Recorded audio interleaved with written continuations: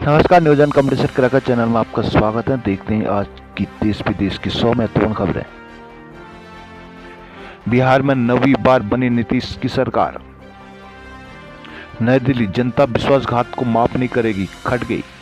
नई दिल्ली, आज के कानून कल का भारत मजबूत करेंगे, मोदी। उत्तराखंड में पूर्व विधायक शैलेंद्र सहित कई नेता भाजपा में शामिल। 4 धाम यात्रा के लिए इस बार सुविधाएं बढ़ेंगी, धामी। उत्तराखंड मौसम, बीत रही है जनवरी, 11 जिलों में एक भी बूंद नहीं। देहरादून में बादलों और सर्द हवाओं से लुढ़का तापमान। देहरादून, विजिलेंस ने दरोगा भर्ती की रिपोर्ट शासन को सौंपी। विजिलेंस ने दरोगा भर्ती में अपनी जांच पूरी कर शासन को रिपोर्ट सौंप दी है। सूत्रों के मुताबिक विजिलेंस को कई दरोगाओं के खिलाफ पैसे देकर भर्ती होने के साक्ष्य नहीं मिले हैं, जबकि कई पर आरोप साबित हुए हैं। 20 दरोगा पिछले साल जनवरी से सस्पेंड चल रहे हैं। अब इन दरोगाओं के भविष्य का फैसला शासन नहीं होना है। बताया जा रहा है कि जल्द सतर्कता समिति की बैठक में इन दरोगाओं के खिलाफ मुकदमों या अन्य कार्रवाई पर फैसला होना है। देहरादून, राजाजी पार्क के चिला रेंज में हुए हादसे की उच्च स्तरीय जांच की मांग। हल्द्वानी में नए भू कानून और मूल निवास के लिए लोगों ने भरे हुक्कार। इजराइल ने किया दावा, हमले में शामिल थे संयुक्त राष्ट्र कर्मचारी। देहरादून में जंगलों को जलने से बचाने के लिए आग का इस्तेमाल।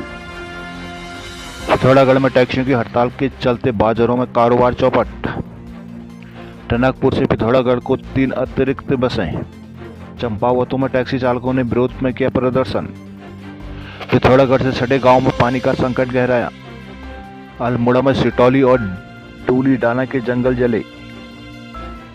खटीमा मंदिर में शराब पीने से टोकने पर की महंत व सेवादार की हत्या। काशीपुर, स्टील फैक्ट्रियों में चोरी की बिजली से हो रहा है काम, मुकदमा दर्ज। नई टहरिया, शासकीय विद्यालय माध्यमिक शिक्षक संघ के जिलाध्यक्ष बने विनोद। चमोली को क्षय रोग मुक्त बनाने का संकल्प। श्रीनगर, एलएलबी की परीक्षा 3 और 7 फरवरी को रहेंगी स्थगित। रुद्रप्रयाग, अगस्त मुनि से सीएम धामी के रोड शो में उमड़े लोग। मुख्यमंत्री पुष्कर सिंह धामी ने रविवार को जनपद रुद्रप्रयाग में नारी शक्ति बंधन महोत्सव के अंतर्गत आयोजित वारी नौनी कौतिक में प्रतिभाग किया। मुख्यमंत्री ने इस अवसर पर 467 करोड़ 78 लाख 27,140 योजनाओं का लोकार्पण कर एवं शिलान्यास किया। इस दौरान मुख्यमंत्री ने विभिन्न विभागों के स्टॉलों का अवलोकन कर महिलाओं के साथ संवाद किया। सीएम धामी ने अगस्त मुनि महाविद्यालय मैदान से अगस्त मुनि क्रीड़ा मैदान रोड शो कर लोगों से संपर्क भी साधा। कोटद्वार कॉलेज के प्राचार्य जानकी को किया गया सम्मानित। देहरादून, स्वाभिमान रैली, हक की लड़ाई के लिए दूसरे राज्यों से भी पहुंचे लोग।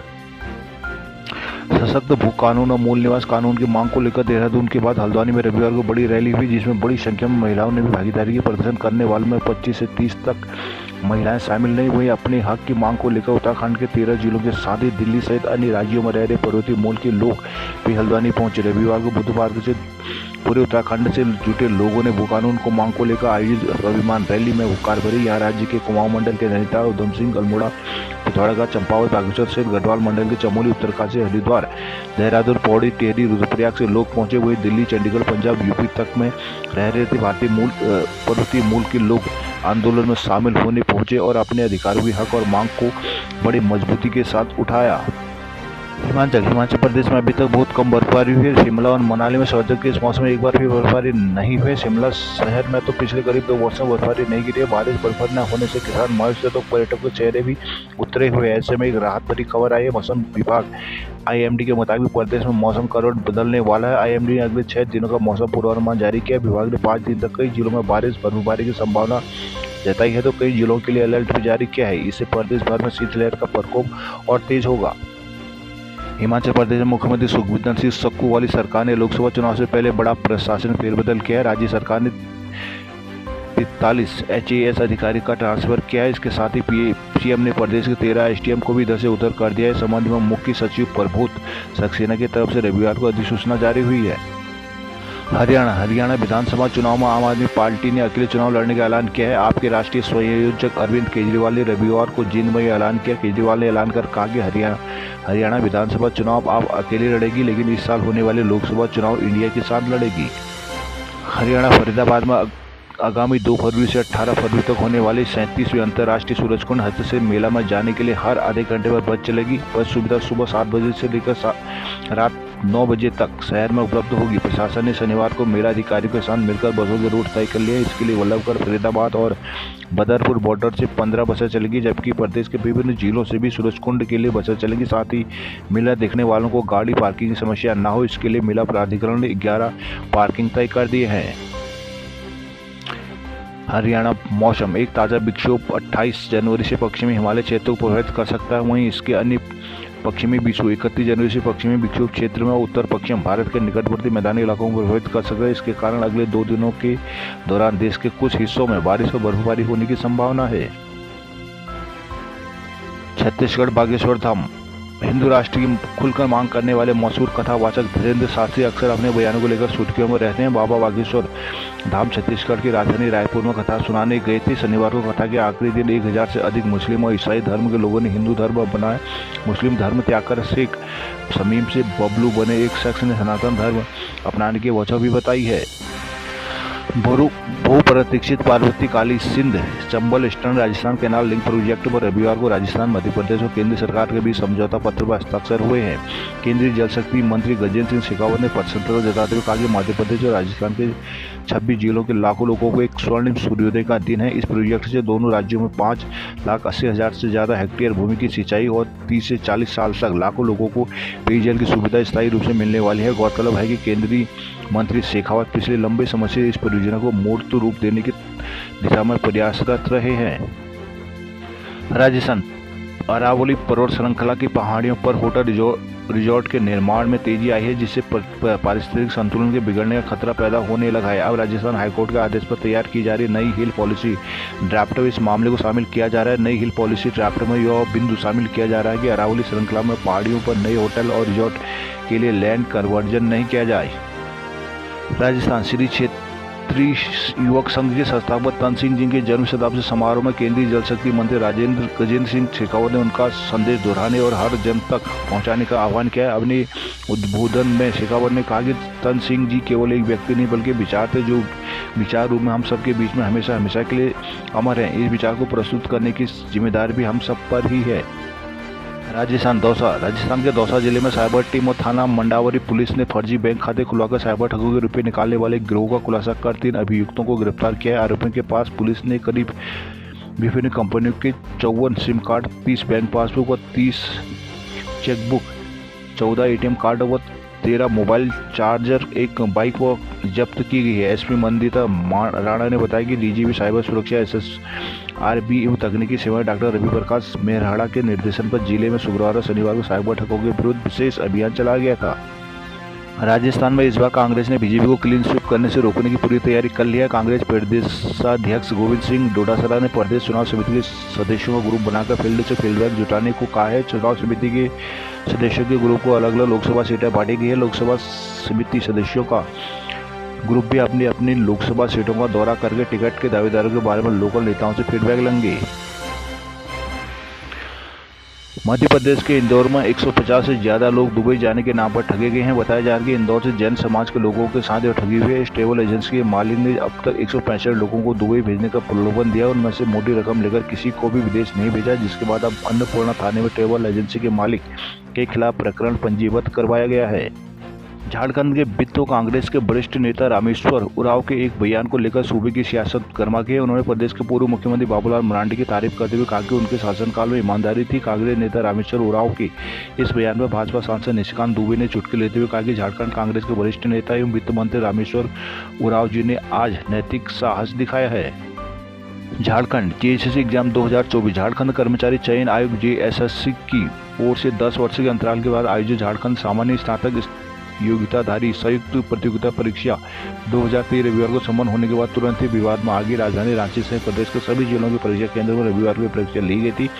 परीक्षा के बाद रांची सहित कई जिलों में पर्चा लीक होने की शिकायत आने लगी। खासकर पेपर 3 प्रश्नों के लीक होने की शिकायत अभ्यर्थी ने की थी। इसे लेकर रांची के मेन रोड स्थित स्टेट लाइब्रेरी के बाहर अभ्यर्थियों ने देर शाम प्रदर्शन भी किया। दूसरे जिलों में प्रदर्शन भी किया गया। अभ्यर्थियों का कहना है कि तीसरे सत्र में सामान्य ज्ञान सामान्य अध्ययन के प्रश्न पत्र लीक हुए, जिसके उनके भविष्य को खतरा मंडालने लगा है। जीएसएससी के खिलाफ छात्रों ने नारेबाजी करते हुए इस संबंध में जीएसएससी के एक अधिकारी ने नाम न छापने का आग्रह करते हुए बताया कि पर्चा लीक होने की शिकायत मिली है, इसकी सत्यता की जाँच की जाएगी, सही पाई जाने पर इस मामले में एफआईआर की जाएगी और फिर आगे की कार्रवाई होगी। भारतीय सेना ने मोटापे या खराब जीवन शैली अपना रहे सैनिकों के खिलाफ कार्रवाई की तैयारी कर दी है। खबर है कि सेना में अब नई रणनीति लागू की गई है, जिसके तहत कई नए चांसों को शामिल किया गया है। खास बात यह कि नए मानकों को खरा नहीं उतरने वाले सैनिक के पहले सुधार के लिए 30 दिनों का समय दिया जाएगा और ऐसा न होने पर छुट्टियों में कटौती जैसे कदम उठाए जा सकते हैं। आखिरकार जेडीयू ने इंडिया में गठबंधन से अपना नाता तोड़ लिया है। मुख्यमंत्री नीतीश कुमार ने भारतीय जनता पार्टी के समर्थन से एक बार फिर सरकार बना लिया। बिहार में समीकरण बढ़ने से इंडिया गठबंधन की चुनौती बढ़ेगी। इस पूरे घटनाक्रम से सबसे ज्यादा नुकसान कांग्रेस को हुआ है। पार्टी के ने जेडीयू और टीएमसी को एक साथ छांटने की कोशिश की पर नाकाम रही। जेडीयू गठबंधन से निकल चुका है और लोकसभा चुनाव में मुख्यमंत्री ममता बनर्जी भी पश्चिमी बंगाल से 1 लाख चलो की नीति का ऐलान कर चुके। बिहार के मुख्यमंत्री और जनता दल यूनाइटेड के पूर्व नीतीश कुमार का पाला बदलकर एनडीए में जाने के कुछ घंटों के बाद कांग्रेस समेत पूरा महागठबंधन उन पर बिगड़ा हुआ है, लेकिन अंदर खाने डर भी सता रहा है। कांग्रेस नेता राहुल गांधी ने रविवार शाम पूर्वी राज्य पश्चिमी बंगाल में भारत जोड़ो न्याय यात्रा के दौरान लोगों को संबोधित करते हुए ममता बनर्जी से इशारों में अपील भी की तो नीतीश पर भड़ास भी निकाली। राहुल ने कहा कि अगर बंगाल ने देश की सही रास्ता नहीं दिखाया तो भारत उसे माफ नहीं करेगा। राहुल गांधी ने भाजपा नीति केंद्र सरकार पर देश भर में नफरत और हिंसा फैलाने तथा गरीबों और युवाओं के लिए हितों को नजरअंदाज करके बड़े कारपोरेट घरानों के लिए काम कराने का भी आरोप लगाया है। India versus England debut match में हाथ के स्पिनर टॉम हार्डले के जादुई स्पेल से इंग्लैंड ने रविवार को पहले टेस्ट में भारत पर 28 रन की यादगार जीत से 5 मैचों की श्रृंखला में 1-0 से बढ़त हासिल कर ली है। इंग्लैंड के स्पिनर हार्डले ने मैच के दौरान कई रिकॉर्ड भी अपने नाम किए। इंग्लैंड ने भारत को जीत के लिए 231 रन का लक्ष्य दिया था, लेकिन हार्डले की फिरकी के जाल में फंसकर मेजबान टीम चौथे दिन पूरी दूसरी पारी में 59.2 ओवर में 202 रन पर ही सिमट गई। हार्डले ने दूसरी पारी में 7 विकेट झटके।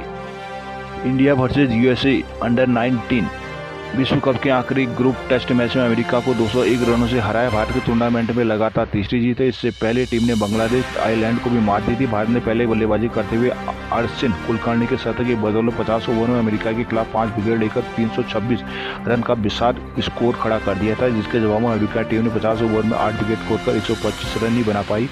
भारत के लिए नमन तिवारी ने 4 विकेट लिए। इसके साथ ही भारत ने अंडर-19 विश्व कप के सुपर 6 चरण में जगह बना ली है। भारत 6 अंक के साथ ग्रुप में ए में शीर्ष पर चल रहा है। आईसीसी ने श्रीलंका क्रिकेट कंट्रोल बोर्ड से हटाया बैन। वर्ल्ड कप के दौरान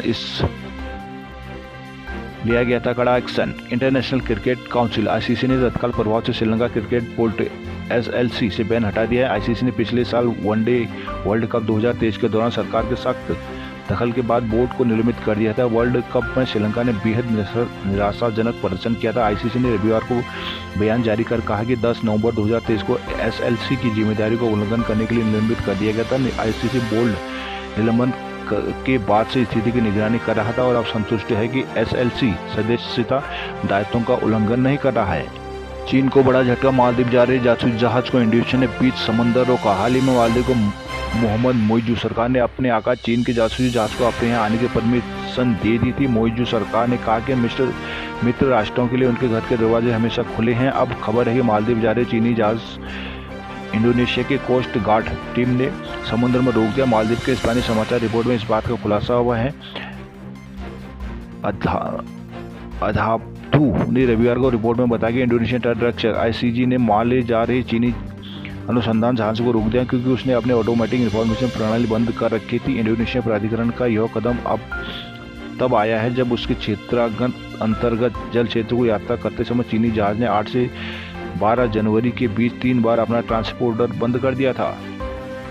अमेरिका के मिलिट्री बेस पर हवाई हमला, 3 सैनिकों की मौत, 25 से ज्यादा घायल। अमेरिकी धरती पर हवाई हमला जारी है। राष्ट्रपति जो बाइडेन ने रविवार को कहा कि सीरियाई सीमा के पास उत्तर पूर्व जॉर्डन में तैनात अमेरिकी बलों पर हवाई ड्रोन हमले हुए हैं। इनमें 3 अमेरिकी सैनिक मारे गए और 25 से ज्यादा घायल हुए। उन्होंने हमले के लिए ईरान समर्थित समूहों को दोषी ठहराया है। बाइडेन ने एक बयान में कहा कि हम हमले का बदला जरूर लेंगे। गाजा में चल रहे इजराइल और हमास के बीच युद्ध में पहली बार जब मध्य पूर्व में दुश्मन ने अमेरिकी जहाजों पर हमला किया है। ईरान की खस्ताहाली इन दिनों खबरों में आम है। इसी बीच पाकिस्तान के पूर्व राष्ट्रपति नवाज शरीफ की तस्वीर आई है जो काफ़ी चर्चा में है। असल में इस फोटो में नवाज शरीफ ने एक हैट पहन रखा है। सोशल मीडिया पर दावे किए जा रहे हैं कि इस हैट की कीमत 1 लाख पाकिस्तानी रुपये है। नवाज ने यह हैट पाकिस्तान स्थित पंजाब प्रांत के ननकाना साहिब जिले में आयोजित एक रैली में पहनी थी।